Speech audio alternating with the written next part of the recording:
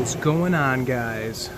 Coming back to you through the power of the internet. Welcome back to the channel. Today we got a 13 F350, and yes, it's my favorite 6.7. Alright, this fine gem was brought to me for when I put the key in. The guy's complaining that I'm barely jiggling the key here. Watch what happens. Let me turn the key on, turn the key off. Hold on.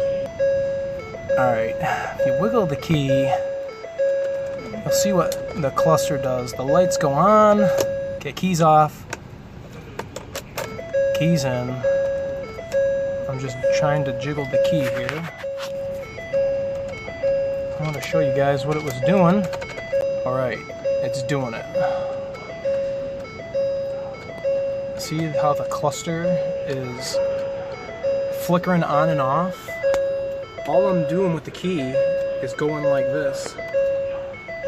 Watch it. See the cluster go out? You guys can see what my action is here. Take the key out and put the key back in.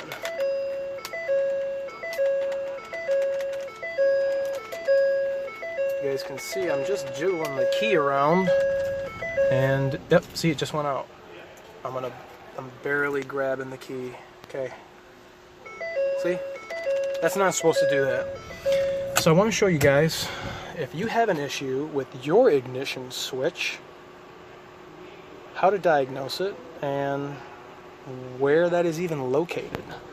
First couple things we're going to do, I'm going to pull this panel off, get a little more access. I had to check something else, so I've already gone ahead and taken the airbag out. And then we're going to take the upper fan, get out of here, the upper steering column shroud off. I recommend you guys using your Milwaukee quarter electric ratchet. We got 5.5 milli on there. 3 of them hold this clamshell together. You got your steering column release tab. I'm gonna go ahead and pop that off. You guys see how that came out? Just comes right off. And then over here on the side of the steering column, right here is your ignition switch. And I'm going to show you guys what happened with the other ignition switch that I'm going to put in as a test piece, and I'm going to show you guys how blew out the old one is after putting the new one in, because it's nice, tight, and has no issues. So the first thing I'm going to tell you guys to do is go ahead and disconnect your electrical connector first.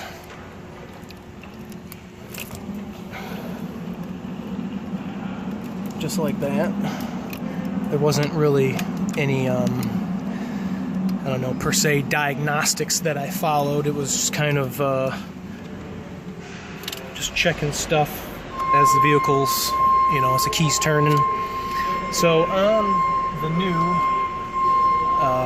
ignition switch, there's no bolts. There's 2 tabs that you have to squeeze, and it is at 12 o'clock and 6 o'clock as it sits in the vehicle. So I'm going to go ahead and depress my first tab up here. Okay, depress that tab. Got the top pulled out.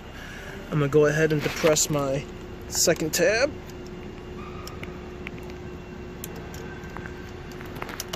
And the ignition switch literally comes right out.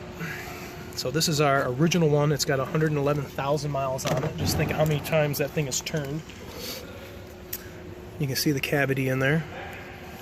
That little piece right there has got to line up with this little piece in there. So I'm going to push my electrical connector on, since I got some better play with it out and can get it fastened. And then all I'm going to do is push the switch in and then retest. So now we go ahead and put the key back in. Okay, see the cluster is nice and on, off. I'm jiggling it same way as I was earlier. You can see the cluster's still on. Yeah, if anybody has the same kind of concern that I just described here on this Super Duty with the cluster flickering when you're messing with the key, my friends, my followers, my subscribers, replace your ignition switch, man. I don't know what the price is. I don't know. But yeah, go and get you one, because this little doohickey right here is what was causing that to flicker on and off. All right, you guys, as usual, I appreciate you for watching. Tell me what you think about that in the comment section below. And we will see you next Friday. See ya.